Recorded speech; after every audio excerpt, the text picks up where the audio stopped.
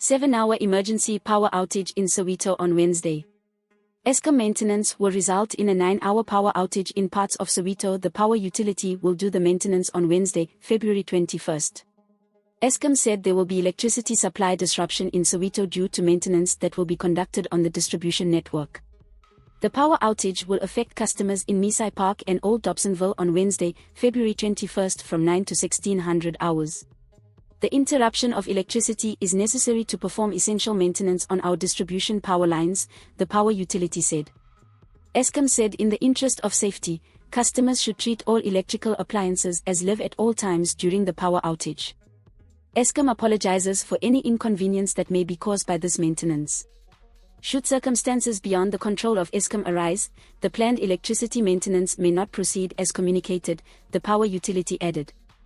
Please subscribe for more news updates. This is Leah for the South African.